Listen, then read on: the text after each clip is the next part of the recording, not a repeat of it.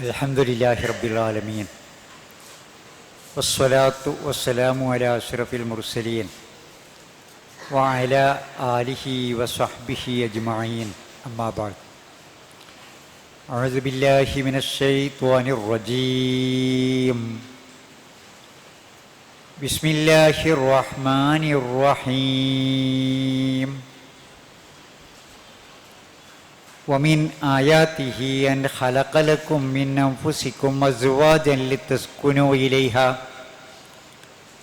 وجعل بينكم مودة ورحمة إن في ذلك لآيات لقوم يتفكرون. സഹോദരന്മാരെ, സഹോദരികളെ, അള്ളാഹുവിനെ സൂക്ഷിച്ച് ജീവിക്കണം എന്ന തഖ്വ കൊണ്ട് വസിയ്യത്ത് ചെയ്യുന്നു. നേരത്തെ സൂചിപ്പിച്ചതുപോലെ ഇന്നത്തെ കലക്ഷൻ മെഡിക്കൽ എയ്ഡ് സെൻ്ററിനുള്ളതാണ്. കോഴിക്കോട് കേന്ദ്രമായി പ്രവർത്തിക്കുന്ന ഹെൽപ്പിംഗ് ഹാൻഡ്സ് എന്ന ചാരിറ്റബിൾ ട്രസ്റ്റിൻ്റെ കീഴിലുള്ളതാണിത്. വർഷങ്ങളായി തുടങ്ങി Kozhikode medical college, beach hospital, Kuthiravattam mental hospital തുടങ്ങിയ ഹോസ്പിറ്റലുകളിലെ പാവപ്പെട്ട രോഗികൾക്ക് മരുന്നും ഭക്ഷണവും നൽകി വരുന്ന ആദ്യത്തെ കോഴിക്കോട്ടെ സംരംഭം. ഇപ്പോൾ മെഡിക്കൽ കോളേജൊക്കെ കേന്ദ്രമായി ധാരാളം സംഘടനകളുണ്ട്, സന്നദ്ധ സംഘടനകൾ ഈ പ്രവർത്തനം നടത്തിക്കൊണ്ടിരിക്കുന്നത്. വിപുലമായ CH സെൻ്ററൊക്കെ അടക്കമുള്ള. അപ്പം അതിൻ്റെയൊക്കെ തുടക്കം ഈ മെഡിക്കൽ എയ്ഡ് സെൻ്ററാണെന്ന് ഓർമ്മപ്പെടുത്തുകയാണ്. അതതിൻ്റെ പ്രവർത്തനം നന്നായി തുടരുന്നു. മെഡിക്കൽ കോളേജിനടുത്ത് കെയർ ഹോം എന്ന വലിയ സ്ഥാപനം ഇപ്പോൾ പുതുതായി തിരുവമ്പാടിയിൽ ആരംഭിച്ച 5-8 ഏക്കർ സ്ഥലം വാങ്ങി അതിവിപുലമായ പ്രവർത്തനങ്ങൾക്ക് ഒക്കെ തുടക്കം കുറിച്ചിട്ടുണ്ട് എന്നുള്ളത് അറിയിക്കുകയാണ്. ഈ എയ്ഡ് സെൻ്ററിന് വേണ്ടിയാണ് ഇന്ന് നിങ്ങൾ സംഭാവന നൽകുന്നത്. കുറവാക്കാൻ പാടില്ല എന്ന രൂപത്തിലാണ് സംസാരിക്കുന്നത്. സഹോദരങ്ങളെ, വീടും കുടുംബവും, ആ വീട്ടിലെ കുടുംബത്തിലെ സമാധാനവും, ഇതാണ് ചർച്ച ചെയ്യേണ്ടത്. നമ്മളൊക്കെ ആഗ്രഹിക്കണം, എല്ലാ ആളുകളും. ഇതിൽ ജാതിയും മതവും ഒന്നും വ്യത്യാസമില്ല. അല്പം അകലെ ജോലി ചെയ്യുന്ന ഒരു സഹോദരൻ വളരെ സാമ്പത്തിക ബാധ്യതയോടുകൂടി എല്ലാ ദിവസവും വീട്ടിൽ പോകാൻ ശ്രമിക്കുമ്പോൾ കൂട്ടുകാരൻ ചോദിക്കും, ഇത്ര പ്രയാസപ്പെട്ട് എന്നും വീട്ടിൽ പോകണോ എന്ന്. അയാൾ പറയും, യാത്ര ക്ലേശകരമാണ്, സാമ്പത്തിക നഷ്ടമാണ്, വീട്ടിൽ ചെന്നാൽ ഉറങ്ങാൻ മാത്രമേ സമയം ഉണ്ടാവുള്ളൂ, രാവിലെ ഉണരുമ്പോൾ തിരിച്ചു പോരും വേണം. എന്നിട്ട് അയാൾ പറയും, എന്നാലും വീട്ടിലെത്താലോ എന്താണ്. അപ്പം വീട്ടിലെത്തിയാലുള്ള ഒരു സമാധാനമുണ്ട്. പ്രവാസികളെ സംബന്ധിച്ചിടത്തോളം നാട്ടിൽ പോവുക, കുട്ടികളുടെ ഒപ്പം കുടുംബത്തോടൊപ്പം പെരുന്നാൾ ആഘോഷിക്കുക, കല്യാണത്തിൽ പങ്കാളികളാവുക എന്നൊക്കെ പറഞ്ഞറിയിക്കാനാവാത്ത സന്തോഷം നൽകുന്ന കാര്യങ്ങളാണ്. ഈ വീടും കുടുംബവും ഒക്കെ സമാധാനപൂർണവും സന്തോഷകരവും ആകുന്നത് ആ വീടിൻ്റെ സ്ട്രക്ചർ നന്നായത് കൊണ്ടല്ല, സൗകര്യങ്ങളുടെ വർധനവ് കൊണ്ടല്ല. അത് ചെറിയൊരു ഘടകം.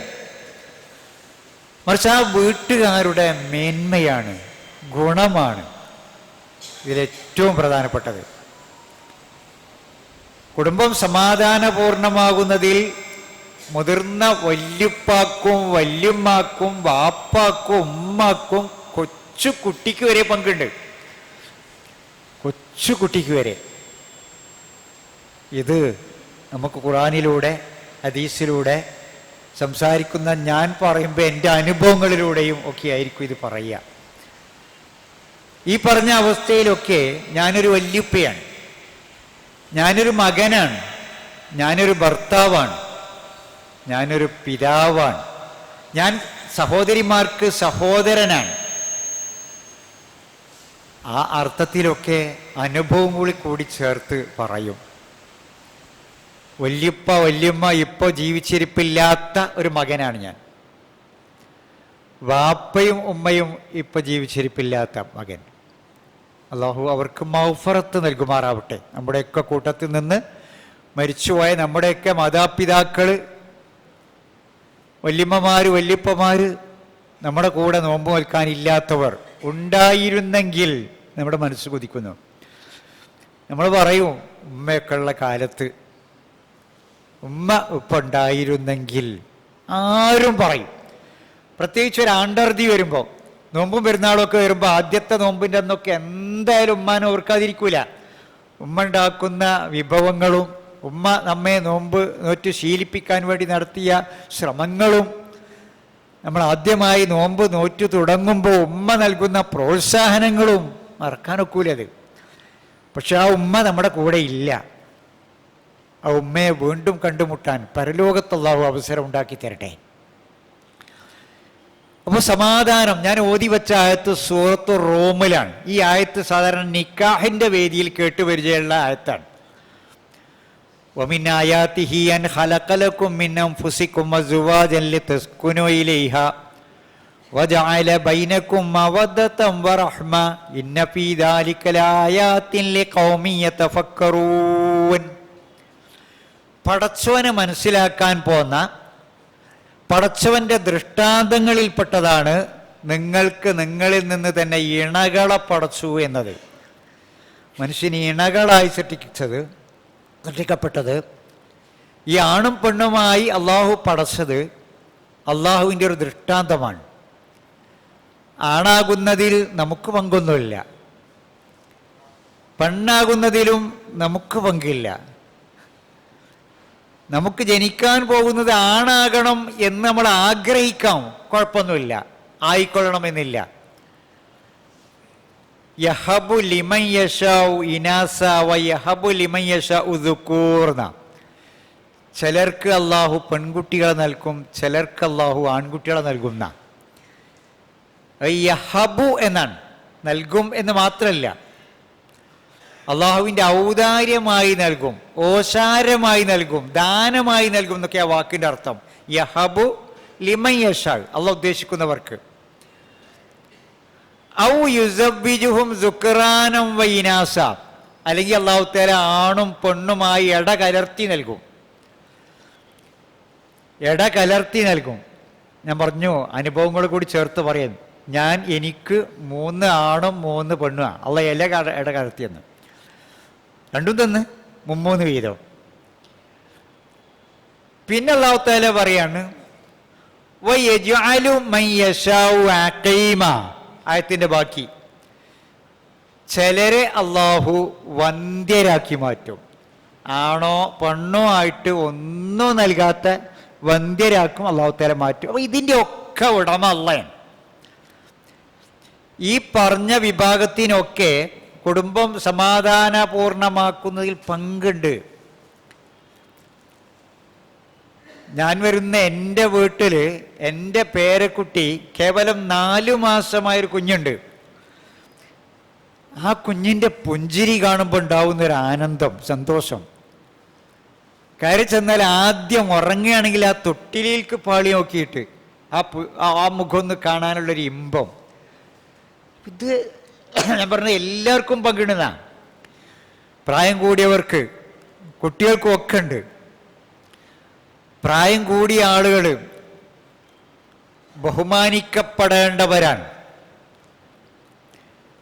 അവിടുത്തെ കുട്ടികൾ കാരുണ്യം അർഹിക്കുന്നവരാണ്. അപ്പം ഈ മുതിർന്നവരും കുട്ടികളും അവരിലുണ്ടാകേണ്ട ഗുണം അവിടുത്തെ ഇമ്പം വർദ്ധിപ്പിക്കും. അങ്ങനെയൊക്കെ ചെയ്ത് ഈ ഇമ്പമുണ്ടാക്കാത്തവൻ, സമാധാനമുണ്ടാക്കാത്തവൻ നമ്മിൽപ്പെട്ടവനല്ല. ലൈസ മിന്ന മല്ലം യർഹം സഗീറന വലം യുവക്കിർ കബീറന. മുതിർന്നവരെ പരിഗണിക്കാത്തവൻ. നമ്മളെ വീട്ടിൽ മുതിർന്നവരുണ്ട്, കുട്ടികളുണ്ട്. ഈ മുതിർന്നവരെ പരിഗണിക്കാത്തവൻ, കുട്ടികളോട് കരുണ കാണിക്കാത്തവൻ നമ്മിൽപ്പെട്ടവനല്ല. അപ്പം അള്ളാഹു ആഗ്രഹിക്കുന്നത്, അള്ളാഹുവിൻ്റെ റസൂൽ താല്പര്യപ്പെടുന്നത്, റസൂൽ നമ്മോട് ആവശ്യപ്പെടുന്നത് സമാധാനം ഉണ്ടാണെങ്കിൽ ഇങ്ങനെയൊക്കെ വേണമെന്നാ. മുതിർന്നവരെ മാനിക്കണം, കുട്ടികളോട് കരുണ കാണിക്കണം. കുട്ടികളില്ലാത്ത വീട് സമാധാനം കുറയും, ഇമ്പം കുറയും, സന്തോഷം കുറയും. കുട്ടികൾ ഒരാഴ്ചക്ക് വിരുന്ന് പോയാൽ പോലും അത് അനുഭവപ്പെടും. ഇപ്പം കുട്ടികളുള്ള വീടാണ്. കുട്ടികളൊരു സ്കൂൾ അവധിയൊക്കെ ഉണ്ടായപ്പോൾ കുട്ടികൾ ഉമ്മാൻ്റെ വീട്ടിലേക്ക് പോയി, അല്ലെങ്കിൽ ഉപ്പാൻ്റെ വീട്ടിലേക്ക് പോയി. ഏതായാലും കുട്ടികൾ കഴിയണ ആ വീട്ടിൽ കുട്ടികളില്ലാഞ്ഞാൽ അവിടുത്തെ പ്രായം കൂടിയ ആൾ പറയും, കുട്ടികളില്ലാഞ്ഞിട്ട് ഒരു മരിച്ച വീട്ടിലേക്ക് വന്നാൽ മാതിരി ഈ പോയ കുട്ടികളെ കൂട്ടിക്കൊണ്ടുവന്നാണ്. കുട്ടികളെ അപ്പാനോട് പറയേ, വല്യമ്മ പറയും ആ പേരക്കുട്ടികളെ കൂട്ടിക്കൊണ്ടുവരാൻ. കുട്ടികളില്ലാഞ്ഞാലുണ്ടാവുന്നൊരു പ്രയാസമാണ്. ഇപ്പൊ വീട് അലങ്കരിക്കുന്നത് നമ്മൾ എന്തിനാ? വീട്ടിലൊരു ഇമ്പം, അത് കാണാൻ കണ്ണിനും മനസ്സിനും അതൊരു ഒരു കുളിർമ നൽകും. അതിനു വേണ്ടിയാണ് വീട് നന്നായി അലങ്കരിക്കുന്നത്, റൂം അലങ്കരിക്കുന്നത്, അതിൻ്റെ മുറ്റം അലങ്കരിക്കുന്നത്, അവിടുത്തെ ഷോക്കേസുകൾ അലങ്കരിക്കുന്നത്. മുറ്റത്ത് കാണാൻ ഭംഗിയുള്ള ഒരു പട്ടിക്കൂട്ടിൽ, അത് നമ്മുടെ സ്വത്തിൻ്റെ സംരക്ഷണത്തിന് വേണ്ടി വളർത്തുന്നതല്ല. എല്ലാവരും വളർത്തുന്നുണ്ട് എന്നുള്ള അർത്ഥത്തിലല്ല, ചിലരെങ്കിലും വളർത്തുന്ന എന്തിനാ? അലങ്കാരത്തിന് വേണ്ടിയാണ്. വീട്ടിൽ ഒരു അലങ്കാര പട്ടിയാണത്. കള്ളം വന്നാൽ അതിനെ വിളിച്ചുണർത്തേണ്ടി വരും, അത് അറിഞ്ഞോളന്നില്ല. അത് അജാതിയായിരിക്കും, അത് അലങ്കാര പട്ടിയാണ്. അതുപോലെ അവിടെ പാറി പറക്കുന്ന ലവ് ബേർഡ്സ് ഒരു കൂട്ടില്, അതെന്തിനാ? മുട്ടയ്ക്ക് വേണ്ടിയാ? മാംസത്തിന് വേണ്ടിയാ? അല്ല, വീട്ടിൽ ഒരു അലങ്കാരമാണത്. അത് കണ്ണിനൊരു ഇമ്പാണ്. ഇതുപോലെ ഓരോന്നും, ചെറിയ എക്കോറിയം, നീന്തി തുടിക്കുന്ന മത്സ്യങ്ങൾ, അതും നമ്മൾ കറിയൊക്കെ ഉപയോഗിക്കുന്ന മത്സ്യമല്ല, അലങ്കാര മത്സ്യമാണ്. ഇതൊക്കെ ഉള്ള ഒരു വീട്ടില്, ഈ പറഞ്ഞതൊക്കെ ഉള്ള ഒരു വീട്ടില് ജീവൻ തുടിക്കുന്ന, ഓടിക്കളിക്കുന്ന കുട്ടി ഉണ്ടാവണം. അത്ര ഇമ്പം ഇതിലൊന്നും ഉണ്ടാവില്ല. മക്കളിലൂടെ കിട്ടുന്ന ഇമ്പം ഉണ്ടല്ലോ, അത് എത്ര പറയിപ്പിച്ചാലും, എത്ര വികൃതി കാണിച്ചാലും, എവിടെ ചാടി മറിഞ്ഞാലും അതൊരു ഇമ്പം തന്നെയാണ്. ഖുർആൻ പറഞ്ഞ അലങ്കാരമാണ്. വീടിന്, കുടുംബത്തിന് അലങ്കാരമാണ്. അൽമാലു വൽ ബനൂന സീനത്തുൽ ഹയാത്തി ദുനിയ, ജീവിതത്തിൻ്റെ അലങ്കാരമാണ് മക്കള്, യാതൊരു സംശയമില്ല. ഞാൻ പറഞ്ഞ അലങ്കാര വസ്തുക്കളെക്കാളൊക്കെ വലിയ അലങ്കാരം ഈ ജീവനുള്ള മക്കളാണ്. അപ്പൊ ഈ മക്കൾ മുതിർന്നവർക്ക് അലങ്കാരമായി മാറണം, കുട്ടികൾ. അതുകൊണ്ട് ആ മക്കളോട് പറഞ്ഞത് അവിടുത്തെ മുതിർന്നവരെ മാനിക്കണം, അല്ലെങ്കിൽ നമ്മിൽപ്പെട്ടവനല്ല. ലൈസമിന്ന മല്ലം യുവക്കിർ കബീറന, മുതിർന്നവരെ മാനിക്കണം. മാതാപിതാക്കളാകുമ്പോഴോ അതിലേറെ വേണോ? മക്കളെ, ഉമ്മാന്റെ കാലിന്റെ ചോട്ടിലാട്ടോ സ്വർഗം. വല്ലാത്തൊരു കൽപ്പനയാണ് ഇല്ലേ, വല്ലാത്തൊരു ഉപദേശമാണ്. അൽ ജന്നത്തു തഹത ഖദാമിൽ ഉമ്മഹാത്ത്, മാതാക്കളുടെ കാൽക്കീഴിലാണ് മക്കളെ സ്വർഗം. മക്കൾക്ക് ഈ ബോധം വേണം. മക്കൾക്ക് ഈ ബോധം ഉണ്ടാകുമ്പോ ഉമ്മയെ മാനിക്കുന്ന, ഉപ്പയെ മാനിക്കുന്ന മക്കള് സന്തോഷല്ലേ? ഒരു മക്കളോട് മക്കൾക്ക് ലഭിക്കേണ്ടത് സ്നേഹം, കാരുണ്യം, അളവറ്റ അതിരുകളില്ലാത്ത സ്നേഹം മക്കൾക്ക് വേണം. ആരോടെ കൽപ്പന? മാതാപിതാക്കളോട്. അള്ളാഹു നിങ്ങളുടെ കയ്യിൽ ഏൽപ്പിച്ച ഈ വസ്തു, അമാനത്ത്, മക്കള്, ഇത് നന്മയുടേതായി അനുകൂലമാക്കി മാറ്റി വളർത്തിയെടുക്കുക എന്നത് മാതാപിതാക്കളുടെ വലിയ ബാധ്യതയാണ്. തർബിയത്തുൽ ഔലാദാണ്, മക്കളെ വളർത്തലാണ്, താനേ വളരലല്ല. താനെ വളരുന്നതിനും വളർത്തുന്നതിനും ഒരേ ഗുണമല്ല ഉണ്ടാവുക.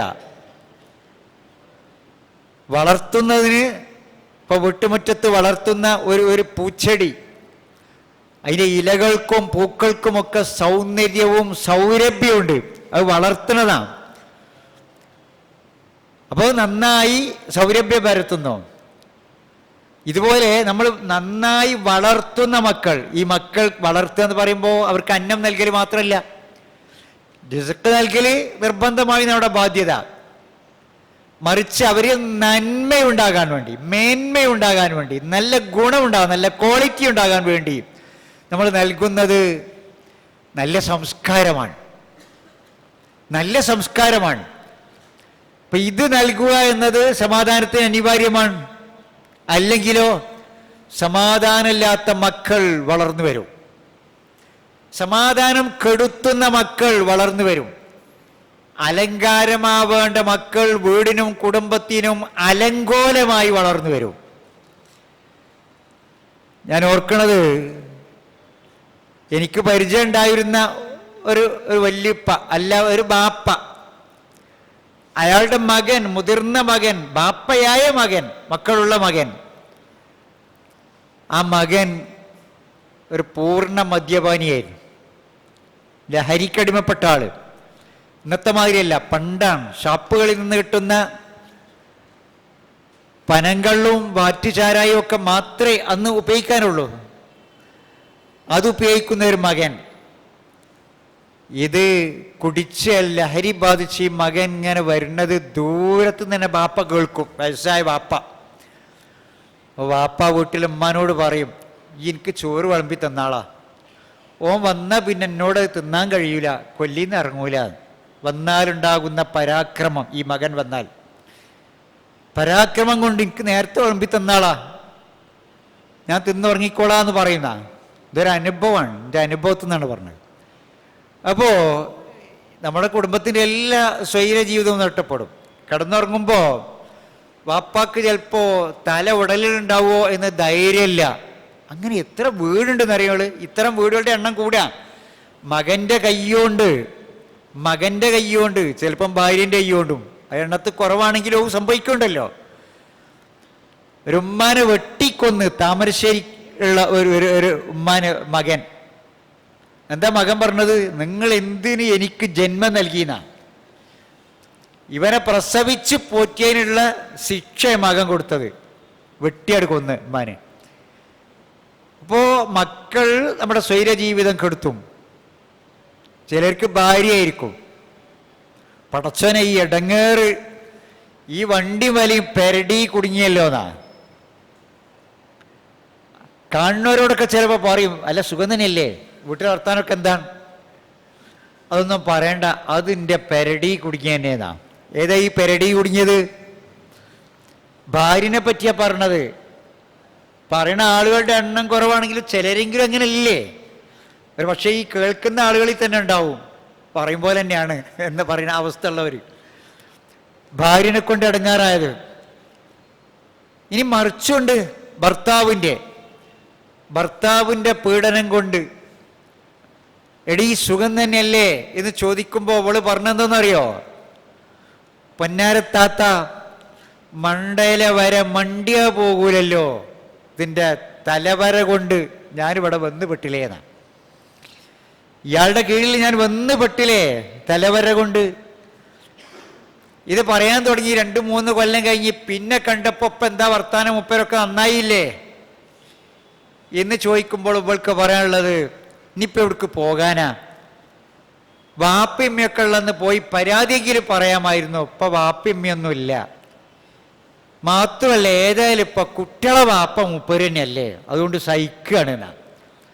കുട്ടികളുടെ വാപ്പ ആയതുകൊണ്ട് സഹിച്ച് കഴിയേണ്ടി വരുന്ന ഒരു സമാധാനം ഉണ്ടാവില്ല. ഈ ഞാൻ പറഞ്ഞത് വ്യക്തികളുടെ ഗുണത്തിലാണ് വീട്ടിൻ്റെ കുടുംബത്തിൻ്റെ കുളിർമയും ഇമ്പവും സന്തോഷവും ഒക്കെ.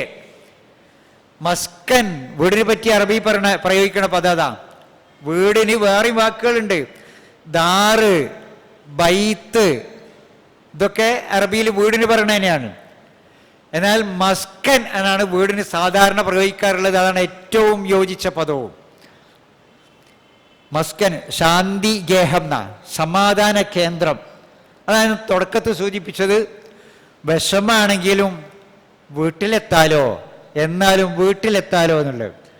നല്ല അംഗങ്ങളുള്ള വീട്, അവിടെ ഭാര്യ നല്ലവളാണ്, ഭർത്താവ് നല്ലവനാണ്, വാപ്പിയമ്മയൊക്കെ നല്ല വാപ്പിയമ്മയൊക്കെയാണ്. എന്താപ്പ ചെയ്യാ, പറഞ്ഞിട്ട് കാര്യമില്ല. എൻ്റെ ബാപ്പയിപ്പോയില്ലേ, ബാപ്പാനെ കൊണ്ട് ഇടങ്ങാറായിട്ടേ, എൻ്റെ ബാപ്പയിപ്പോയില്ലേ, തച്ചൊല്ലാൻ വയ്യല്ലോ എന്നായി പറഞ്ഞതിൻ്റെ അർത്ഥം. ആ രൂപത്തിൽ ബാപ്പുണ്ട്, ഇടങ്ങേറാക്കണ ബാപ്പ. അപ്പോൾ അതൊന്നുമല്ല, നല്ല അംഗങ്ങളാവുക എന്നത് തന്നെയാണ് ഒരു വീട് സമാധാന കേന്ദ്രമാകുന്നതിൻ്റെ അടിസ്ഥാന ഘടകം. അപ്പോൾ നമ്മളൊക്കെ നന്നാവണം. സഹോദരന്മാരെ, നെഞ്ചത്ത് കൈവച്ച് പറയാൻ സാധിക്കുമോ ഞാനൊരു നല്ല ഭർത്താവാണ് എന്ന്? ഓരോരുത്തർ ആലോചിക്കുകയും, ഞാൻ എൻ്റെ മാതാപിതാക്കൾക്കൊരു നല്ല മകനാണ് എന്ന് ഉറപ്പുണ്ടോ? അല്ലെങ്കിൽ ഞാൻ പേരക്കുട്ടികൾക്കൊരു നല്ല വല്യപ്പ തന്നെയാണ്, അള്ളാന്റെ റസൂലിനെ പോലെ കൂടെ കളിച്ചു കൊടുക്കുന്ന ഒരു വല്യപ്പയാണ് ഞാൻ എന്നൊക്കെ പറയാൻ സാധിക്കുമോ? അത് പറയാൻ സാധിക്കണ്ടേ? അത് നമുക്ക് പറയാൻ സാധിക്കണ്ടേ? എൻ്റെ ജീവിതത്തിൽ ഞാൻ എൻ്റെ ഭാര്യയെ ഒരിക്കലും തല്ലിയിട്ടില്ല, നുള്ളി പോലും വേദനിപ്പിച്ചിട്ടില്ല, നോയിപ്പിച്ചിട്ടില്ല എന്നൊക്കെ പറയാൻ സാധിക്കുകയാണെങ്കിൽ ഒരു നല്ല ഭർത്താവാണ്. നല്ല ഭർത്താവ്. അള്ളാന്റെ റസൂൽ എങ്ങനെയാണ്? അള്ളാന്റെ റസൂൽ 8-9 ഭാര്യമാരുണ്ടായിട്ടേ ഒരു ഭാര്യയും റസൂലുള്ളാന്റെ കൈകൊണ്ട് തല്ലിയിട്ടില്ല എന്നാണ്. ഒന്നുള്ള നമ്മളെ അവസ്ഥ എന്താ? അങ്ങനെ പറയാൻ സാധിക്കുമോ? 40 കൊല്ലമായിട്ട് അല്ലെങ്കിൽ 50 കൊല്ലമായിട്ട് ഞാൻ എൻ്റെ ഭാര്യയെ തല്ലിയിട്ടില്ല എന്നുള്ളത് പറയാൻ സാധിക്കണം നമുക്ക്. അപ്പൊ തല്ലി ചോദിച്ചു വാങ്ങണ ഭാര്യ അല്ല എൻ്റെ ഭാര്യ എന്നും ആവണം. ഇനി ചില ഭാര്യമാരാണല്ലോ ചോദിച്ചു വാങ്ങും തല്ല്. അപ്പോൾ അങ്ങനെ തല്ല് വാങ്ങിയിട്ടില്ല. ചിലർ പറയല് ഇടയ്ക്കിടയ്ക്ക് തല്ലും പിടിയും പിണങ്ങിപ്പോകലും തെറ്റും കുറ്റവും ഒക്കെ ഉണ്ടാവണം, അതിനോട് നന്നാകും വേണം, അപ്പോഴാണ് പുതിയ മധുവിധം ഉണ്ടാവുക എന്നാ. അങ്ങനെ റസൂലുള്ള പുതിയ മധുവിധം ഉണ്ടാക്കി കാണിച്ചു തന്നിട്ടില്ല. പിണങ്ങിപ്പോയി തെറ്റിപ്പോയി ആളുകൾ ഇടപെട്ട് രണ്ടാമത് കൂട്ടിക്കൊണ്ടുവന്ന് മദ്യം പറഞ്ഞ് ഒക്കെ ഉണ്ടാക്കണം. അതല്ല, തെറ്റാതെ പിണങ്ങാതെ. നിങ്ങൾ ആലോചിച്ച് നോക്കൂ, അള്ളാന്റെ റസൂൽ പറയാ ഒരു ദിവസം പിണങ്ങിയാലുള്ള അവസ്ഥ, അന്യായമായി അകാരണമായി. ആ ഭർത്താവ് ഇങ്ങനെ ആ ഭർത്താവ് എന്ന സ്ഥാനം ഇങ്ങനെ ഉപയോഗപ്പെടുത്തിയിട്ടേ ഭരിക്കുന്നു എന്ന വാക്കിൻ്റെ അർത്ഥം. അയാളൊരു ഭർത്താവ് തന്നെയാണ്, അറിയില്ലേ? അപ്പൊ അങ്ങനെ ഈ ഒരു പീഡിപ്പിക്കപ്പെടുന്ന പെൺകുട്ടിയുടെയൊക്കെ അവസ്ഥ. അല്ലെങ്കിൽ മറിച്ചു ആവാം, അധ്വാനിക്കുന്ന ഭാര്യയെ സ്നേഹിക്കുന്ന, മക്കളെ സ്നേഹിക്കുന്ന, കുടുംബത്തിന് വേണ്ടി എന്നും പണിക്ക് പോകുന്ന, അയാളുടെ തൊലി ചുക്കിച്ചുളിഞ്ഞത്, അയാളുടെ തലമുടി നിരച്ചത്, അയാളുടെ മസിലുകൾ ദുർബലമായത് ഭാര്യക്കും കുട്ടികൾക്കൊക്കെ വേണ്ടിയാണ്. പക്ഷെ ഈ ബോധം ഭാര്യക്കുമില്ല, മക്കൾക്കുമില്ല.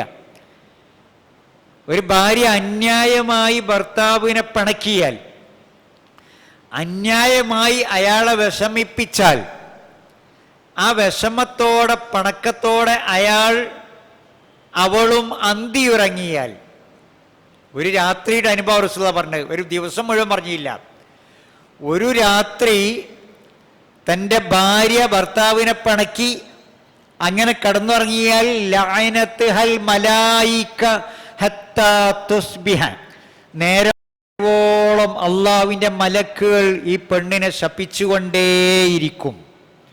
എത്ര ഗൗരവമുണ്ട് ഇതിലെ. അള്ളാഹുവിൻ്റെ മലക്കുകൾ ശപിച്ചുകൊണ്ടിരിക്കുക. എന്തേ കാരണം? ഭർത്താവിനെ അകാരണമായി വേദനിപ്പിച്ചതാ, ആ പിണക്കത്തോടു കൂടി കിടന്നുറങ്ങേണ്ടി വന്നതാ. പല ദിവസങ്ങളും പല മാസങ്ങളും പിണങ്ങിക്കഴിയുന്ന ഭാര്യ ഭർത്താക്കന്മാരെ ഇന്ന് മുതലെങ്കിലും തിരുത്തിക്കാളി. പരിശുദ്ധ റമദാനാ, നമ്മളെ നോമ്പോണ്ടൊന്നും ഒരു കാര്യം ഉണ്ടാവില്ല. അപ്പൊ കുടുംബത്തിൽ നമ്മൾ പുലർത്തേണ്ട ദീനുണ്ട്. ആ ദീന് പുലർത്തുമ്പോഴാണ്, ദീനുള്ള കുടുംബമാണ്, ആ ദീനുള്ള കുടുംബത്തിൽ ആ സമാധാനം ഉണ്ടായിരുന്നത്. ആ സമാധാനത്തിന് വേണ്ടിയാണ് നിങ്ങളെ കുടുംബമാക്കി ഇവിടെ ചേർക്കാൻ പോകുന്നത്. കല്യാണപ്പന്തലിൽ അള്ള പറയാം, അല്ല കല്യാണത്തെ പറ്റി അള്ള പറയാം. എന്ത്? ലിതസ്കുനൂ ഇലൈഹ, ഇണകളായി പടച്ച് നിങ്ങളെ ഇണകളാക്കി മാറ്റുന്നത് സമാധാനത്തിനാണ്. ലിതസ്കുനൂ ഇലൈഹ, ഇണയിലൂടെ നിങ്ങൾക്ക് നിർവൃതി ഉണ്ടാകാനാണ്. വജഅല ബൈനക്കും മവദ്ദത്തൻ വറഹ്മ, അതിനുവേണ്ടി അള്ള ഇണകൾക്കിടയിൽ കാരുണ്യവും സ്നേഹവും ഉണ്ടാക്കി തന്നു നാം.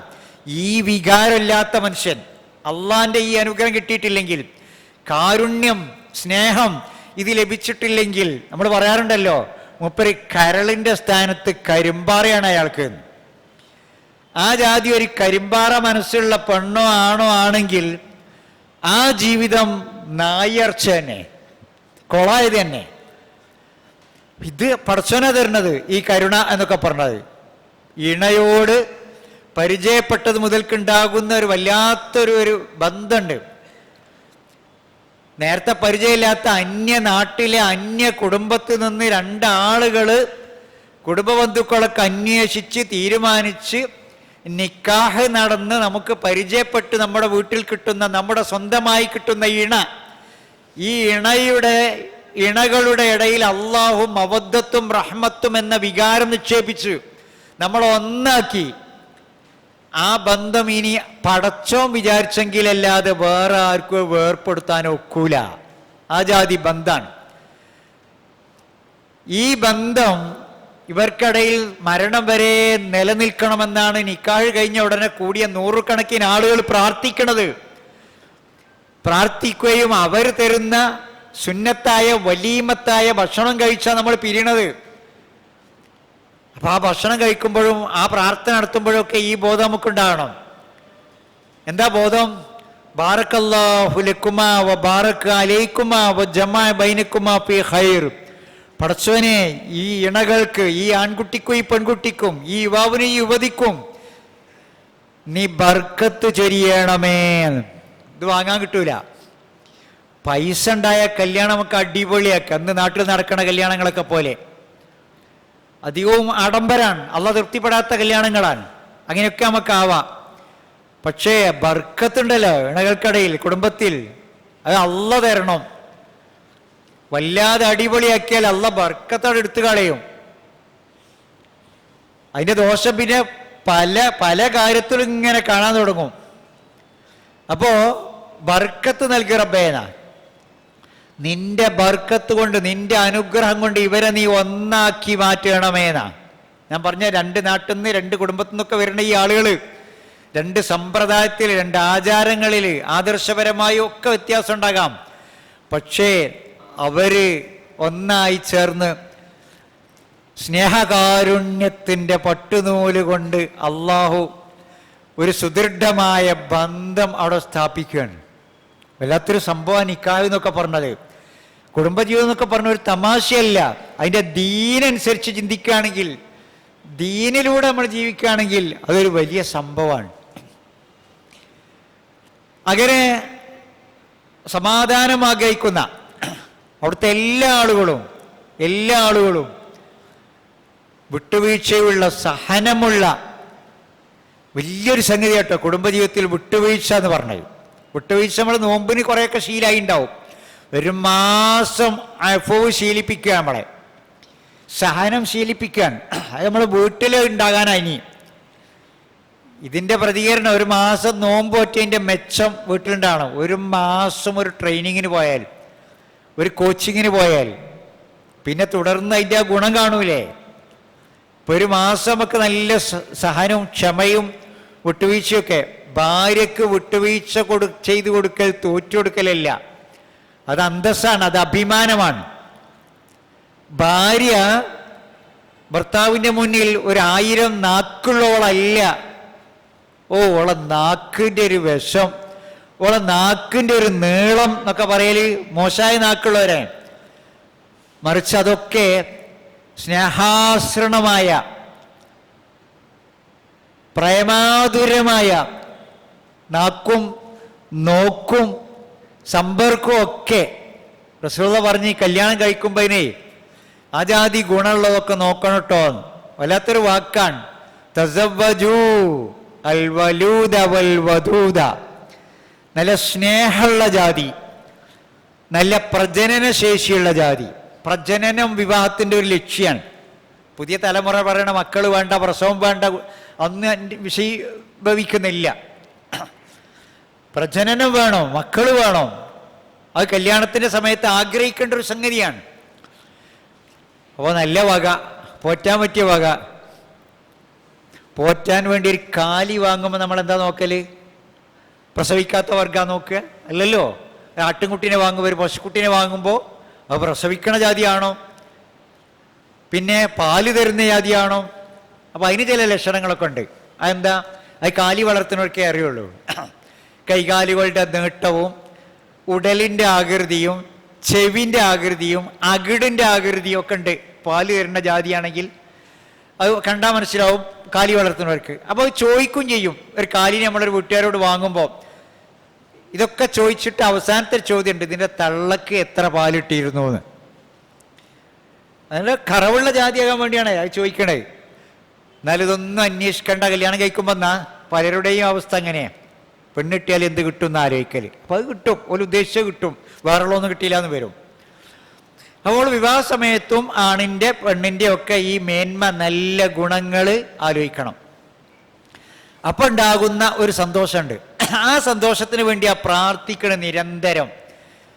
പെണ്ണിട്ടിയപ്പോൾ ഇതൊന്നും ആലോചിച്ചില്ല, ആകെ കൂടി സ്ത്രീധനം മാത്രം ആലോചിച്ച്, അല്ലെങ്കിൽ ഇവരുടെ കൺപീലിയും പൽനിരയും കാർക്കൂന്തലും ഒക്കെ കണ്ടിട്ട് അത് തന്നെയാണ് ജീവിതം എന്ന് ആലോചിച്ച് അതിന് വേണ്ടിയാന്നല്ലോ. അപ്പോൾ വേറെ ചിലതൊക്കെ നഷ്ടപ്പെടുകയെ. അപ്പോൾ നഷ്ടപ്പെടരുത്. അപ്പോൾ ഇവിടെ ഒരു സംശയം ഉണ്ടാവും. ഞാൻ നല്ല സ്നേഹം നൽകുന്നത് വിവാഹം കഴിക്കാമെന്ന് പറഞ്ഞപ്പോൾ ഒരു സദസ്സിൽ ഇങ്ങനെ പറഞ്ഞപ്പോൾ ഒരു കുട്ടി ചോദിച്ചിട്ടുണ്ട്, അപ്പോൾ ഒന്ന് പ്രേമിച്ച് നോക്കിയിട്ടാണോ വിവാഹം കഴിക്കേണ്ടത്? സ്നേഹമുള്ളതെന്ന് പറഞ്ഞ് അപ്പം അല്ല, അത് കുടുംബത്തെ നോക്കാൻ പറഞ്ഞ റസൂലുള്ള. കുടുംബം കച്ചറല്ലാത്ത കുടുംബം, അതല്ലോ സ്നേഹമുള്ള കുടുംബം പറഞ്ഞാൽ. നല്ല ഐക്യമുള്ള കുടുംബം, പാപ്പയും എളാപ്പയും മൂത്താപ്പയും അമ്മായികളും ഒക്കെ നല്ല ബന്ധമൊക്കെ ഉള്ള നല്ല അങ്ങനെയുള്ള കുടുംബത്തിൽ നിന്ന് എടുക്കേണ്ടതാണ്. ക്യാമ്പസിൽ നിന്ന് ഓനും ഓളും കണ്ടിപ്പോൾ ഇഷ്ടപ്പെട്ട് അവിടെ കല്യാണം നടത്തലല്ല. അതിൻ്റെ ദോഷം ഉണ്ട്, പറയുകയാണെങ്കിൽ മണിക്കൂറുകളോടെ പറയേണ്ടതാണ്. ഒരു ചുക്കും അറിയാത്ത, എന്നാൽ ഞങ്ങൾക്ക് എല്ലാം അറിയാം. പുതിയ കുട്ടികളുടെ ചിന്ത എങ്ങനെയാണ്? ഇവർക്ക് ജീവിതത്തെക്കുറിച്ച് ഒന്നും അറിയില്ല. അത് ജീവിതത്തിൻ്റെ അനുഭവ സമ്പത്തുള്ള നമുക്കേ അറിയുള്ളൂ, രക്ഷിതാക്കൾക്ക്. പക്ഷെ ഇവരുടെ ധാരണ എന്താ? വാപ്പ പറയണത് ഉമ്മ പറഞ്ഞത് എന്ത് വൈബാന്നാ പറയല്? തന്ത വൈബാണ് എന്നില്ലേ? അതുകൊണ്ട് ഓൽക്കൊന്നും അറിയില്ല ഇതിൻ്റെ വൈബ് നമുക്ക്. അപ്പം ഈ വൈബിൻ്റെ ഒരു കാലമാണ്, ത്രില്ലിൻ്റെ ഒരു കാലമാണ്, ത്രില്ലിൻ്റെ കാലം. ചട്ടിയും കല്ലും പാത്രവും കുട്ടികളും മക്കളും ഒക്കെ ആയിട്ട് എങ്ങോട്ടോ പോകുക നോൽമ്പറക്കാം. അതെന്താ? വീട്ടിൽ സൗകര്യമില്ലായിട്ടാ? സൗകര്യം ഏറുണ്ട്. അതെന്താ അവിടെ പോയിരുന്നു നോമ്പറക്കണത്? അതൊരു ത്രില്ലാണ്, അതൊരു വൈബാണ്. നല്ല വീടും സൗകര്യമൊക്കെ ഉള്ളവർ 2 ദിവസം വീട്ടിലില്ല, താക്കോൽ അടുത്ത വീട്ടുകാരെ ഏൽപ്പിച്ചിട്ട് ഞങ്ങൾ 2 ദിവസം ഉണ്ടാവില്ല കേട്ടോ. നിസ്കാരക്കുപ്പായും മക്കനെയൊക്കെ അടക്കെടുത്തിട്ടാണ് പോണത്. മോശക്കാരല്ല. എങ്ങോട്ടാ പോണത്? അത് ഹൈ റേഞ്ചിലേക്ക് കൊടുക്കുകയാണ്, വയനാട്ടിലേക്കോ മൂന്നാറിലേക്കോ എവിടേക്കെങ്കിലും. അവിടെ പോയി 2 ദിവസം റിസോർട്ട് താമസിക്കണം. അതെന്താ? അതൊരു ത്രില്ലാണ്, അതിലൊരു വൈബാണ്. അപ്പം അങ്ങനെയുള്ളൊരു കാലത്ത് നമ്മുടെ ജീവിതം ആകെ ഈ വൈബിൻ്റെ കൂടെയാണ്. അതിൻ്റെ കുറേ ദോഷങ്ങളുണ്ട്. അപ്പോൾ ഇതിൻ്റെ കൂടെ പറയേണ്ടതാണ്, കുടുംബത്തിൻ്റെ സമാധാനം പറയുമ്പോൾ പ്രേമവിവാഹം ഒക്കെ അത് അങ്ങേയറ്റത്തെ പരാജയമാണ്. എന്തുകൊണ്ടാണ് പരാജയമാണത്? എന്തുകൊണ്ടാണ്? അതുകൂടി പറഞ്ഞ് അവസാനിപ്പിക്കാം. അത് പരാജയമാണത്.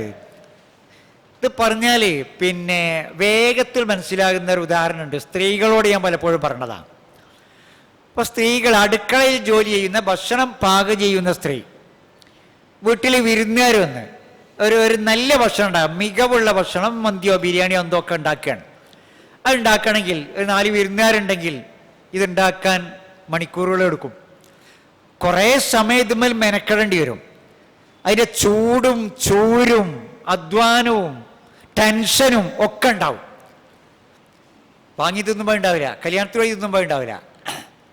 ഇങ്ങനെ ഇതുമ്മേൽ അധ്വാനിച്ചുണ്ടാക്കുമ്പോൾ ഒരുപാട് പ്രയാസവും ടെൻഷനും ഉണ്ടാവും. ആരെങ്കിലും വിരുന്ന് വരുമ്പോൾ ഉണ്ടാക്കി അല്ലെങ്കിൽ തന്നെ നന്നാവില്ല എന്നാണ് സ്ത്രീകൾ പറയല്. അവനാനുണ്ടാക്കുകയാണെങ്കിൽ നന്നാവും. അപ്പോൾ ഈ ഉണ്ടാക്കിയ ഭക്ഷണം കഴിക്കണ നേരത്ത് അത് കഴിക്കുമ്പോൾ അത് ഉണ്ടാക്കിയ സ്ത്രീ ഓൾക്ക് ഇട്ടുകൊടുക്കുമ്പോൾ, ഓൾക്ക് വിളമ്പി കൊടുക്കുമ്പോൾ പറയും വേണ്ട, തിന്നിട്ട് പോണില്ല. ഉണ്ടാക്കിയ പിന്നെ അന്ന് തിന്നാൻ കഴിയൂല.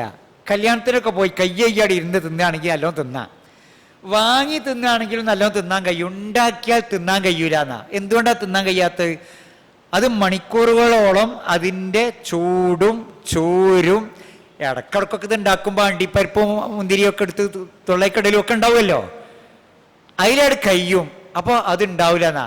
ഇതേ അനുഭവമായിരിക്കും പ്രേമിച്ച് കല്യാണം കഴിച്ചാലുണ്ടാകുക 3 കൊല്ലം ഒരു പ്രേമിച്ച് ഒപ്പം നടന്ന് റിസോർട്ടിലും പിന്നെ ബീച്ചിലും പാർക്കിലും എല്ലാം ലിവിങ് ടുഗദറും ഒക്കെ കഴിഞ്ഞിട്ട് പിന്നൊരു കല്യാണം. ഈ കല്യാണത്തിന് ഒരു ഇമ്പം ഉണ്ടാവില്ല, തിന്നാ പോവില്ല, ഇതിനൊരു പുതുമ ഉണ്ടാവില്ല. അപ്പോൾ വിവാഹത്തിൻ്റെ ത്രില്ലാണ് നഷ്ടപ്പെടും, യാതൊരു സംശയമില്ല. ത്രില്ല് നഷ്ടപ്പെടും, പുതുമ. അതൊരു വലിയ സംഗതിയാണ്. ഒരു സംഗതിക്ക് പുതുമയുണ്ടാവുക എന്നുള്ളത്. പുതിയണ്ണ്, പുതിയാപ്പള, മണിയറ, മധുവിധു, ഇതെല്ലാം കഴിഞ്ഞിട്ട് പിന്നെ ഒരു ചടങ്ങിന് കല്യാണം, ഫോട്ടോ ഷൂട്ടിങ്ങിന് വേണ്ടി. 3 കൊല്ലം ക്യാമ്പസിൽ പ്രേമിച്ച് നടന്ന ആളുകളെ കല്യാണം പിന്നെ അവസാനം തീരുമാനിക്കുമ്പോൾ ഒരു കാണാൻ വരല്. അത് എന്തിനാ? ആകവും പോറും ഒക്കെ കണ്ട ആളുകളെ പിന്നെ ഒരു കാണാൻ വരലേ. ആ കാണാൻ വരൽ വലിയ മുട്ടായിക്കൊട്ടയായിട്ട് ഇങ്ങനെ വരിക. ആണിൻ്റെ കുടുംബം പെണ്ണിൻ്റെ കുടുംബത്തിലേക്ക് കുറേ പ്രസൻറ്റേഷനുകളും ഒക്കെ ആയിട്ട് അതിൻ്റെ ആവശ്യം ഇവർ കാണൽ കഴിഞ്ഞില്ലേ, എമ്പാടും കണ്ടില്ലേ, കുടുംബത്തിനും അറിയാം ഇവരെങ്ങനെയെന്നുള്ളത്. ഇങ്ങോട്ട് ഈ ചടങ്ങുണ്ടാക്കുക, അത് ഫോട്ടോ എടുക്കാൻ വേണ്ടിയാണ്. അതുപോലെ നിക്കാഹിലൊന്നും ഓൾക്ക് വല്ല താല്പര്യമില്ല. നിക്കാഹ് ചെയ്തു കൊടുത്തില്ലെങ്കിൽ ഒരു ഒരുമിച്ച് ജീവിക്കും. ഒരു ചാടിപ്പോഞ്ഞോ പാഞ്ഞു പോയോ എങ്ങനെയെങ്കിലും ഒരു ജീവിക്കും. ഈ നിക്കാഹ് പിന്നെ ഒരു ചടങ്ങിന് വേണ്ടിയാ, നാട്ടുകാർക്ക് വേണ്ടി, കുടുംബത്തിന് വേണ്ടി, മഹലിന് വേണ്ടി. 3 കൊല്ലം ഒരുമിച്ച് ജീവിച്ചവരെ പിന്നെ നിക്കാഹ് ചെയ്ത് കൊടുക്കണ പാവം വാപ്പാനെ വിഡ്ഢിയാക്കി, മഹല്ല് കമ്മിറ്റിയെ വിഡ്ഢികളാക്കി ഒരു നിക്കാഹിൻ്റെ ചടങ്ങ്, അതും ഫോട്ടോ ഇതിന് വേണ്ടിയാണ്. എന്നിട്ട് പിന്നെ ഫോട്ടോഗ്രാഫർ പറയാം, കല്യാണം നിയന്ത്രിക്കണത് ഫോട്ടോഗ്രാഫറാണ്, വധുവരന്മാരെ നിയന്ത്രിക്കണത് ഫോട്ടോഗ്രാഫറാണ്. എൻ്റെ നാട്ടിൽ ആരും കണ്ടിട്ടില്ല പുതിയണ്ണിനെയും പുതിയാപ്പളിനെയും. നിക്കാഹ് കഴിഞ്ഞിട്ട് കാണാൻ വിചാരിച്ച എല്ലാവരും ഭക്ഷണം കഴിക്കാനൊക്കെ ഇരിഞ്ഞ് നിക്കാഹ് കഴിഞ്ഞ് നോക്കുമ്പോൾ പുതിയാപ്പളിനെയും പുതിയണ്ണി കാണല്ലോ. അവരെവിടെ? ഒരു അടുത്ത വലിയൊരു വീടുണ്ട്, ആ ഗ്രാമത്തിൽ ഒരു വലിയ വീടുണ്ട്. ആ വീടിൻ്റെ മുറ്റത്തേക്ക് ഫോട്ടോ എടുക്കാൻ പോയതാന്നാ. ഇവിടെ പുതിയണ്ണിനെയും പുതിയാപ്പളിനെയും കാണാതെ ഇങ്ങനെ കാണാൻ വന്നവരൊക്കെ ഇങ്ങനെ കാത്തിക്കുക, ഇവർ ഫോട്ടോ എടുക്കാൻ പോയതാണ്. വേറൊരു അനുഭവം പറഞ്ഞത് ഫോട്ടോഗ്രാഫർ പറഞ്ഞ് നിക്കാഹ് കഴിഞ്ഞ് മൗലവിനെ മെല്ലെ കൂട്ടിക്കൊണ്ടായി, നിങ്ങൾ ഭക്ഷണം കഴിക്കുക നമ്മൾ അറിഞ്ഞ് കൂട്ടിക്കൊണ്ടായി, നിങ്ങൾക്ക് കാണാൻ പറ്റാത്ത അവിടെ ഉണ്ടാകുക എന്ന് പറഞ്ഞപ്പോൾ വേറൊരു കൂട്ടുകാരൻ ഫോട്ടോഗ്രാഫർ പറഞ്ഞ് പുതിയണ്ണിനോട് കയറാൻ സ്റ്റേജിലേക്ക് കയറി ചെന്ന് പിന്നെ ആംഗ്യം കാണിച്ച് ഫോട്ടോഗ്രാഫർ ആ ആംഗ്യോടെ നടപ്പിലാക്കി നന്നായിട്ട് ആലിംഗനം ചെയ്ത് ഒരു പരസ്യ ചുംബനം, ഉപ്പില്ലാത്ത പണി, കടപ്പറയെ ചെയ്യേണ്ട പണിയാണ്. സ്വന്തം ഭാര്യയാണെങ്കിലും ഭാര്യയെ സ്റ്റേജിൽ വെച്ച് കല്യാണപ്പന്തലിൽ വെച്ച് ചുംബിക്കുന്ന എരപ്പൻ, അതിലും വലിയൊരു പദം എനിക്ക് പറയാനില്ലാത്തതുകൊണ്ടാണ്. ഇത് സ്വകാര്യമായിട്ട് ചെയ്യേണ്ട ഒരു സംഗതിയല്ലേ, ഇത് ആളുകളുടെ മുന്നിൽ വെച്ച് ചെയ്യേണ്ടതാണ്. എന്തിനു വേണ്ടിയാണ് ചെയ്തത്? ഫോട്ടോഗ്രാഫർക്ക് വേണ്ടി. സമുദായമേ കണ്ണു തുറക്കൂ. നമ്മളൊക്കെ പോക്കെങ്ങട്ടാന്നുള്ളത്, നമ്മളൊക്കെ ഏതെങ്കിലും ഒരു മഹല്ലുമായിട്ട് ബന്ധപ്പെട്ട ആളുകളായിരിക്കുമല്ലോ, കുടുംബനാഥന്മാരായിരിക്കുമല്ലോ. നിലപാടില്ലാത്ത കുടുംബനാഥനാകരുത് നമ്മൾ, ഒരു നിലപാടില്ലാത്ത മഹല്ല് കമ്മിറ്റി ആകരുത് നമ്മൾ. അതിലൊന്നും നമുക്ക് ഇടപെടാനില്ല എന്ന് ആരും വിചാരിക്കണ്ട. പടച്ചോൻ ചോദ്യം ചെയ്യും ഇതൊക്കെ. നമ്മുടെ ഭരണകർത്താക്കളാണെങ്കിൽ നമ്മുടെ ഭരണത്തെപ്പറ്റി അള്ള ചോദിക്കുമല്ലോ, ഈ ജാതിയൊന്നും അനുവദിച്ചു കൊടുത്തുവിടാ. അത് ഓൻ്റെ ഫ്രണ്ട്സ് അങ്ങനെ ചെയ്ത്, ഓളെ ഫ്രണ്ട്സ് അങ്ങനെ ചെയ്ത്, അങ്ങനെ ചെയ്യാൻ പാടുണ്ടോ? കല്യാണം നിയന്ത്രിക്കേണ്ടത് രക്ഷിതാക്കൾ തന്നെ. പെണ്ണ് കെട്ടിച്ചു കൊടുക്കൽ രക്ഷിതാക്കളുടെ ബാധ്യതയാണ്. മക്കളോടുള്ള ബാധ്യത പറയുമ്പോൾ നല്ല പേരിടുക, ഒരു കുട്ടിക്ക് നല്ല സംസ്കാരം പഠിപ്പിച്ചു കൊടുക്കുക, നല്ല പിന്നെ മാതാവിനെ നൽകുക. അമ്മ നല്ല അമ്മയാണെന്നാ കുട്ടി നന്നായി വളരണമെങ്കിൽ. അവസാനം പറഞ്ഞാൽ വിവാഹം കഴിപ്പിച്ചു കൊടുക്കുക എന്നാ. വിവാഹം കഴിപ്പിച്ചു കൊടുക്കല, ഒരു സ്വയം കഴിക്കലല്ല. ഇതിന് മക്കളെ മാതാപിതാക്കൾക്ക് അവസരം നൽകണം. അത് അവരുടെ ഡിമാൻഡാണ്, ആവശ്യമാണ്, ഓൽക്കൊരു അവകാശമാണ്. പെണ്ണിട്ടിച്ചു കൊടുക്കുക മോനെ കൊണ്ട്, കെട്ടിച്ചു കൊടുക്കുക മോളെ എന്നൊക്കെ ഉള്ളത്. അതിന് അവസരം നൽകണ്ടേ? അതിന് അവസരം നൽകണം, അത് അവരുടെ അവകാശമാണ്. ആ ഇടപെടലിൽ അനുഭവ സമ്പത്തുള്ളവരാ മാതാപിതാക്കളും കുടുംബങ്ങളും. കുടുംബങ്ങളുടെ കൂടിയിരുന്ന് നിശ്ചയിക്കലും ആ കല്യാണ നിക്കാഹിൻ്റെ സമയം കാണലും ഒക്കെ ഉണ്ടല്ലോ. ഈ ആളുകളുടെയൊക്കെ ഇടപെടൽ, അവരുടെയൊക്കെ അംഗീകാരം, അവരുടെയൊക്കെ ഇഷ്ടം, ആ കല്യാണത്തിന് അവരുടെയൊക്കെ താല്പര്യം, വധുവിനോടും വരനോടും ഒക്കെ ഉണ്ടാകുന്ന സ്നേഹം, കുടുംബത്തിലേക്ക് പുതിയൊരാൾ വരുമ്പോൾ ഉണ്ടാകുന്ന ആ സ്വീകരണം, ഇതൊക്കെ പ്രേമവിവാഹത്തിനുണ്ടാവുമോ? ഒക്കെ കഴിഞ്ഞുപോയി. അതൊക്കെ കഴിഞ്ഞത് ഞാൻ പറഞ്ഞത് തന്നെ, വെച്ചുണ്ടാക്കിയവർക്ക് തിന്നാ പോവില്ല എന്ന് പറഞ്ഞ മാതിരി തന്നെ ഇത് കുറേ ഇതുമ്പോൾ മെനക്കെട്ടവർക്ക് പിന്നെ ഉണ്ടാവില്ല. അപ്പം വളരെ ശ്രദ്ധിക്കണം. കുടുംബം സമാധാനപൂർണ്ണമാകണമെങ്കിൽ ഇതൊക്കെ ശ്രദ്ധിക്കണം. പിന്നെ ഒന്നുകൂടി, എന്തായാലും നമ്മൾ വിചാരിച്ച മാതിരി ആയിക്കൊള്ളുന്നില്ല. ഇതൊക്കെ പോരായ്മകൾ ഉണ്ടാവും. ആ പോരായ്മകൾ പരിഹരിച്ച് തരാൻ പടച്ചവനോട് നല്ല പ്രാർത്ഥന വേണം. നിങ്ങൾ നോക്കൂ, മഹാനായ ഖലീലുല്ലാഹ് ഇബ്രാഹിം നബി അലൈഹി സ്വലാം എത്ര ക്ഷമിച്ചിട്ടുണ്ട്, എത്ര സഹിച്ചിട്ടുണ്ട്. മഹാനായ നോഹ് നബി അലൈഹി സ്വലാം കുരുത്തം കെട്ട ഭാര്യനെ കൊണ്ട് എത്ര സഹിച്ചിട്ടുണ്ടാവും. അനുസരണമില്ലാത്ത, ആദർശപ്പൊരുത്തമില്ലാത്ത മകനെ കൊണ്ട് എത്ര പ്രയാസപ്പെട്ടിട്ടുണ്ടായിരിക്കും. മഹാനായ ഇബ്രാഹിം നബി അലൈഹി സ്വലാമിന് ഭാര്യയും മകനും ഒക്കെ ഒരു നല്ല സമ്പത്തിനെ, വല്ലാത്ത ജാതി മകനെ, ബാപ്പാന്റെ മോൻ തന്നെ. ഭാര്യ അതിനേക്കാളും നല്ല ഭാര്യ. ആ ഭാര്യയെ ഓർക്കാൻ വേണ്ടി നമ്മൾ ഹാജറിനെ, ഇബ്രാഹിം നബി അലൈഹി സ്വലാമിന്റെ ഭാര്യ ഹാജറിനെ ഓർക്കുന്ന ഒരു വലിയ പുണ്യകർമ്മ നമ്മൾ ഹജ്ജിലും ഉംറയിലൊക്കെ ചെയ്യുന്നത്. ആ സഅയ്, സഫ മർവക്കിടയിലുള്ള സഅയ്, അവിടെ ഓർക്കണ ഹാജറിനെയാണ്. ഹാജർ ഓടിയ ഓട്ടമാണ് നമ്മളെ കൊണ്ട് അല്ല ഓടിപ്പിക്കണത്. ഹാജർ ദാഹജലം തേടി, കുട്ടിക്ക് ദാഹജലം തേടി സഫ മർവ കുന്നിനിടയിൽ ഓടിയ ഓട്ടം നമ്മളെ കൊണ്ട് ഓടിപ്പിക്കുകയാണ്. ഈ ആരാധന ഹജ്ജും ഉംറയും നിലനിൽക്കുന്ന കാലത്തോളം മഹദി ഹാജറ ബീവി സ്മരിക്കപ്പെടുകയാണ്. അതിനത്ര വലിയൊരു മുതലിനിയത്. അള്ളാഹുവിൻ്റെ റസൂലിൻ്റെ ഭാര്യ ഖദീജത്തുൽ കുബ്ര റളിയല്ലാഹു അൻഹാ, ഖദീജ ഉണ്ടായിരുന്നെങ്കിൽ, ഖദീജ ഉള്ള കാലത്ത് എന്ന് ഖദീജ ബീവി മരിച്ച് മണ്ണായി പോയിട്ടും അള്ളാഹിൻ്റെ റസൂൽ ഇങ്ങനെ ഓർക്കുകയാണ്. ഒരു ചൊല്ല് പറയാറുണ്ട്, പശു ചത്തിട്ടും മോരിൻ്റെ പുളി വായില്. ഖദീജ ബീവിയുള്ള നല്ല കാലഘട്ടം ഇങ്ങനെ ഓർക്കുകയാണ്.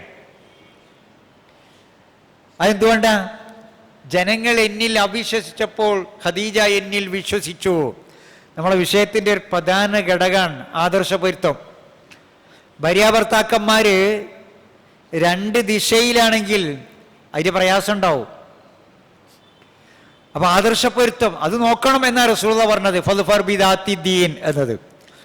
അപ്പൊ റസൂലുള്ളാഹി വഹയി കിട്ടി വന്ന് വിവരം പറഞ്ഞപ്പം ആദ്യം വിശ്വസിച്ചത് പ്രിയതമ ഖദീജ റളിയല്ലാഹു അൻഹാ. ഭാര്യ നമ്മുടെ കൂടെ അല്ലെങ്കിലോ, ആദർശപ്പൊരുത്തല്ലെങ്കിലോ. ഒരു 2 മാസം മുമ്പ് എന്നോട് ഒരാൾ പറഞ്ഞു, മൗലവി, ഞാൻ ഈ മലയാള ഖുത്ബയൊക്കെ കേൾക്കാൻ വേണ്ടി ഈ പള്ളിയിൽ സ്ഥിരമായി വരുന്ന ആളാണ്. എൻ്റെ വീട് 4 കിലോമീറ്റർ അപ്പുറത്താണ്. 4 പെൺമക്കളും ഭാര്യയുണ്ട്. ഒരു ഞാൻ വിചാരിച്ചടുത്ത് കിട്ടൂല. ഒരു ഈ ആദർശത്തിലൊന്നുമില്ല. ഈ ആദർശത്തിൽ അയാളുടെ സങ്കടം പറഞ്ഞതാണ്. അവർ ഈ ആദർശത്തിലില്ല എന്ന്. അപ്പം ആദർശപ്പൊരുത്തം ഒരു വലിയ സംഗതി തന്നെയാണ്. അതാണ് റസൂലുള്ളാഹി പറഞ്ഞത്, ജനങ്ങൾ എന്നിൽ അവിശ്വസിച്ചപ്പോൾ ഖദീജ എന്നിൽ വിശ്വസിച്ചു. അങ്ങനെയല്ലെങ്കിൽ നോഹ് നബിയോട് ജനങ്ങൾ പറഞ്ഞ കാര്യം പറയില്ലേ?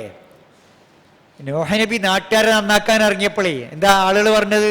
ആദ്യം പോയി ഭാര്യ നന്നാക്കിക്കോ, ഇങ്ങോട്ട് മതി നമ്മളന്നാക്കലേന്നാ പറയല്ലോ. നോഹ് നബിൻ്റെ ഭാര്യ വിശ്വസിക്കാത്ത കൂട്ടത്തിലായിരുന്നു. അപ്പോൾ ഇതൊക്കെ ഒരു ഭാഗ്യമാണ്. വിവാഹത്തിൻ്റെ മുമ്പ് തന്നെ ചിന്തിക്കേണ്ട സംഗതിയാണ്. ഇത് എവിടുന്നോ ഒരു നോക്ക് കണ്ടൊരു മിസ് കോള് അയ്മരയോട് ഒപ്പം കൂടലല്ല. കാര്യബോധം, വിവാഹം എന്ന് പറഞ്ഞൊരു കളിയല്ല, വളരെ കാര്യഗൗരവത്തോടെ നീങ്ങണ്ട. അങ്ങനെ ഒരു നല്ല ഈണ. പിന്നെ ഖദീജ ബീവിയെ പറ്റി റസൂലുള്ളാഹി പറഞ്ഞത്, ജനങ്ങൾ എന്നെ ബഹിഷ്കരിച്ചൊറ്റപ്പെടുത്തിയപ്പോൾ ഖദീജ എന്നെ സഹായിച്ചു എന്നാ.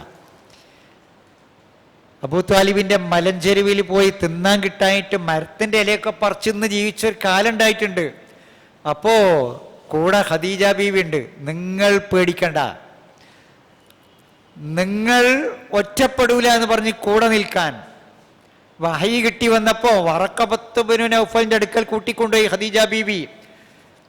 ജൂത പണ്ഡിതനാ. എന്നിട്ട് ഈ വിവരം പറഞ്ഞ് അദ്ദേഹം ആശ്വസിപ്പിച്ചു, വരാൻ പോകുന്ന പ്രവാചകനാണ്. എന്നിട്ട് അവസാനം അദ്ദേഹം പറഞ്ഞ്, ഈ നാട്ടിൽ നിന്ന് താങ്കളുടെ ആളുകൾ പുറത്താക്കും. നിങ്ങളെ പുറത്താക്കും മക്കത്തുനിന്ന്. അഫ മുഖ്രിജയ്യനി, കൗതുകത്തോടെ റസൂലുള്ളാഹി ചോദിക്കുന്നുണ്ട്, ഇന്നവർ പുറത്താക്കുമോ, ഇന്ന നാട്ടുകാർ പുറത്താക്കുമോ? അത് സംഭവിക്കും എന്നറിഞ്ഞു. അതൊക്കെ സംഭവിച്ചില്ലേ? ബഹിഷ്കരണവും ഒറ്റപ്പെടുത്തലും ഹിജറകളും ഒക്കെ സംഭവിച്ചില്ലേ? അപ്പൊ കൂടെ ഖദീജ ബീവി ഉണ്ട്. ആ ഖദീജ ബീവിയാ പറഞ്ഞത്, നിങ്ങൾ ഭയപ്പെടല്ല, നിങ്ങൾ ഭയപ്പെടണ്ട. അങ്ങനെ ലാ തഖഫ് എന്ന് പറയാൻ ഒരു ഭാര്യ, അതൊരു മുതൽക്കൂട്ടാണ്. പുരുഷൻ തളരുമ്പോ പ്രയാസപ്പെടുമ്പോ നിങ്ങൾ പേടിക്കണ്ട എന്ന് പറയാൻ പറ്റിയ ഒരു ഭാര്യ. ലൂത്ത് നബിന്റെയും നോഹ നബിയുടെയും ഭാര്യമാരെ പറ്റി അലൈഹിമസ്സലാം അള്ളാഹ് പറഞ്ഞ് ഖിയാമത്ത് നാൾ വരെ അവര് സത്യനിഷേധിനികൾക്ക് ഉദാഹരണമാണ്. ഖിയാമത്ത് നാൾ വരെ ഖുർആൻ നിലക്കുമല്ലോ, ആ ഖുർആനിലാ പറഞ്ഞത്. ലറബല്ലാഹു മസലൻ ലില്ലദീന കഫറു ഇംറാഅത നൂഹിൻ വഇംറാഅത ലൂത്ത് കാനത്താ തഹത അബ്ദൈനി മിൻ ഇബാദിനാ സ്വാലിഹൈൻ ഫഖാനതാഹുമാ ഫലം യുഗ്നിയാ അൻഹുമാ മിനല്ലാഹി ശൈആ വഖീല ദുഖുലൻ നാറ മഅദ്ദാഖിലീൻ. സത്യനിഷേധിനികൾക്ക് കുഫിരിയത്തിന്റെ ഉദാഹരണമാണ് നോഹിന്റെയും ലൂത്തിന്റെയും ഭാര്യമാർ അലൈഹിമസ്സലാം. ഈ നോഹിന്റെയും ലൂത്തിന്റെയും ഭാര്യമാർ സത്യനിഷേധിനികൾക്ക് ഉദാഹരണമാണ്. ഈ ആയത്ത് ഖിയാമം വരെ നിലനിൽക്കുന്ന ആയത്താണ്. ആദർശപൊരുത്തല്ലാത്തതുകൊണ്ടാണ് പറഞ്ഞത്. ആദർശപൊരുത്തല്ലാത്തതുകൊണ്ട് നാട്ടുകാർ പറഞ്ഞ് മൂപ്പർക്ക് പിരാന്താണ്, നോഹ് നബി അലൈഹി സ്വലാമിന് ഭ്രാന്താണ്, മജ്നൂനാണ്. ഭാര്യ കൂടി പറഞ്ഞ് കപ്പലുണ്ടാക്കാൻ തുടങ്ങിയപ്പോൾ വെള്ളപ്പൊക്കം ഉണ്ടാവും എന്ന് പറഞ്ഞ് കപ്പലുണ്ടാക്കുന്ന ഒപ്പം മൂപ്പർക്ക് നട്ടപ്പിരാന്താണെന്ന് എനിക്ക് ബോധ്യമായിനാ. ലൂത്ത് നബി അലൈഹി സ്വലാമിന്റെ ജനത ധാർമ്മികമായി സനാതന മൂല്യങ്ങളിൽ നിന്ന് അകന്ന് ലൈംഗികമായി അങ്ങേയറ്റം അധപ്പതിച്ച സമൂഹം. വീട്ടിൽ മലക്കുകൾ വന്ന് മനുഷ്യരൂപത്തിൽ ആ വന്ന അതിഥികളെ ഞങ്ങൾക്ക് വിട്ടുതരണം എന്ന് അങ്ങാടിയിൽ നിന്നൊരു സംഘം ആളുകൾ വന്നിട്ട് പറയാ, വീട് വളയാ, നിന്റെ അതിഥികളെ ലൂത്തേ ഞങ്ങൾക്ക് വിട്ടുതരണം തോന്നിയാസം ചെയ്യാൻ. നിസ്സഹായനായി ലൂത്ത് നബി ചോദിക്കുന്നൊരു ചോദ്യമുണ്ട് ഖുർആനിൽ, അലൈസ മിൻകും റജുലുൻ റഷീദ്, നിങ്ങളുടെ കൂട്ടത്തിൽ ഒരാൾ പോലും മാന്യനില്ലേ? ഒരു മനുഷ്യനെ പോലത്തെ ഇല്ലാതെയായി പോയല്ലോ. അലൈസ മിൻകും റജുലുൻ റഷീദ്. ഈ അതിഥികൾ വന്ന വിവരം അങ്ങാടിയിൽക്ക് അറിയിച്ചു ലൂത്ത് നബി അലൈഹി സ്വലാമിന്റെ ഭാര്യയായിരുന്നു എന്നാ ചരിത്രത്തിലുള്ളത്. ആ ജാതി കുരുത്തം കെട്ടൊരു പെണ്ണ്. അപ്പൊ ആദർശപ്പൊരുത്തുള്ള സഹകരണമുള്ള ഭാര്യയും ഭർത്താക്കളും, സഹകരണമുള്ള മക്കള്, പറഞ്ഞാ കേൾക്കാത്ത മക്കള് ഒരു കുടുംബത്തിന്റെ നാശാണത്. ദൗർഭാഗ്യമാണ് മാതാപിതാക്കളുടെ. എന്താ ചെയ്യ? മുതിർന്ന മക്കള് സാധാരണ കർഷകർ പറയാറുണ്ട്, ഈ തെങ്ങ് വെച്ച അടുപ്പം ഏറിയാൽ കായ്ക്കൂല. തെങ്ങ് അടുത്തടുത്തായി പോയാൽ ആ പട്ട തമ്മ് മുട്ടിന് അടുപ്പുണ്ടായ തെങ്ങ് കായ്ക്കൂല. പക്ഷെ ഈ കായ്ക്കാനായ തെങ്ങ് മുറിച്ചതിൻ്റെ ഇടയെന്ന് ഒഴിവാക്കി കൊടുക്കാൻ വേണ്ടി അകലുണ്ടാക്കാൻ ഇടയെന്ന് ഓരോന്ന് മുറിച്ചു കൊടുക്കണമല്ലോ, അതിനിട്ട് തോന്നൂല്ല. തെങ്ങല്ല എത്ര വലുപ്പമായ കായ്ക്കാനായ തെങ്ങ് എങ്ങനെ മുറിക്കുകയെന്ന്. ഇതുപോലെ അവനാൻ്റെ മക്കൾ കേടുന്നാ തച്ചൊല്ലാൻ കഴിയൂല. അവനാൻ്റെ മക്കൾ കേടുന്ന കേടോടുകൂടി അനുഭവിക്കല്ലാതെ നിർവാഹമില്ല. അതിനാ ഈ പടച്ചനോട് ഇങ്ങനെ പറയണേ, നന്നാക്ക് റബ്ബേ നന്നാക്കുന്ന്. സൂറത്ത് അഹ്ഖാഫില, എൻ്റെ മക്കളിലൂടെ എനിക്ക് നീ നന്മ വരുത്തണമേ. നന്മ വരുത്തുന്ന, നല്ലത് ചെയ്യുന്ന നല്ല മക്കള്, നാടിനും വീടിനും കുടുംബത്തിനും ഒക്കെ ഉപകരിക്കുന്ന ഖുർറത്തു അയ്യുൻ നൽകുന്ന മക്കൾ. വല്ലദീന യഖൂലൂന റബ്ബനാ ഹബ് ലനാ മിന അസ്വാജിനാ വദുരിയാതിനാ ഖുർറത അയ്യുൻ വജഅൽനാ ലിൽ മുത്തഖീന ഇമാമാ. ഇണകളിലൂടെ മക്കളിലൂടെ നീ ഞങ്ങൾക്ക് കൺകുളിർമ നൽകണമേ. വജഅൽനാ ലിൽ മുത്തഖീന ഇമാമാ, ഞങ്ങളുടെ കുടുംബത്തെ മുത്തഖീങ്ങൾക്ക് നേതൃത്വം നൽകുന്നവരാക്കണമേ, മുത്തഖീങ്ങളുടെ ഇമാമുകളാക്കണമേ. നാട്ടിലെ കുടുംബത്തിലെ എല്ലാ നന്മക്കും നേതൃപരമായ പങ്ക് വഹിക്കുന്ന ആള് ഞാനും എൻ്റെ ഭാര്യയും എൻ്റെ കുട്ടികളും ആകണമെന്ന ഒരു കുടുംബനാഥൻ ചിന്തിക്കണ്ടേ? കുടുംബത്തിലൊക്കെ പല ആവശ്യം വരൂലേ? ഒരു മരണം കുടുംബത്തിലുണ്ടായാൽ പോകാൻ മനല്ലാ മനസ്സോടെ പോയി ദൂരത്ത് ബാത്റൂമിൻ്റെ ചുമരും ഭാര്യ ഇങ്ങനെ നിൽക്കുന്ന ഒരു മകനല്ല, മറിച്ച് അവിടെ മുന്നിലുണ്ടാകുന്ന മകനാണോ.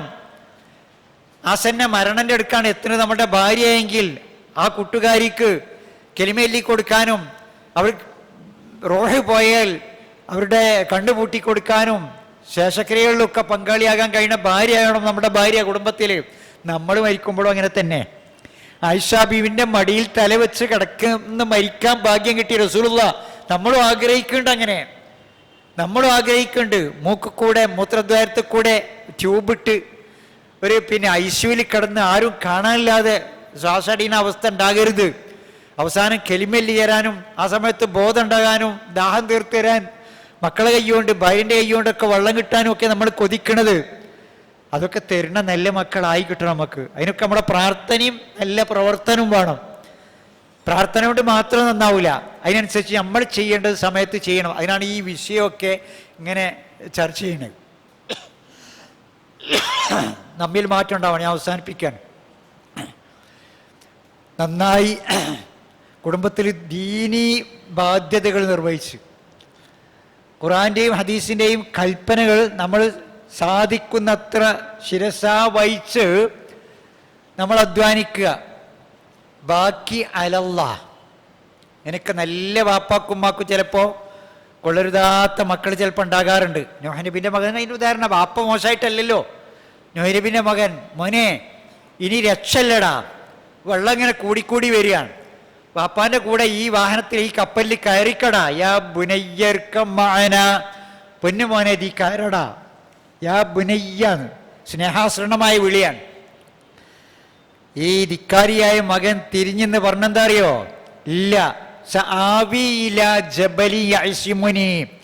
രക്ഷപ്പെടാൻ വല്ല ഉയരമുള്ള മാലയും കയറി ഞാൻ രക്ഷപ്പെട്ടോളാ, നിങ്ങളെ കപ്പലിലേക്കില്ലാന്നാ, നിങ്ങളെ കൂടെ ഇല്ല, ഞാൻ ഉയരമുള്ള മല നോക്കിക്കോളാന്നാ.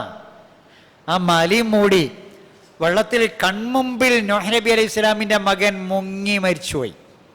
വാപ്പ എന്ന നിലക്ക് വാപ്പക്ക് വേദന ഉണ്ടായി. പടച്ചോനെ എൻ്റെ കുട്ടി എന്ന് പറഞ്ഞത് പോലും തെറ്റായിട്ട് അള്ളാഹു തആല കണ്ടത്. മിണ്ടിപ്പോകരുത് നോഹാൻ, വിവരമില്ലാത്ത ചോദിക്കരുത്. ഇന്നഹു ലൈസ മിൻ അഹ്ലിക, അവൻ നിന്റെ ബന്ധുവല്ല.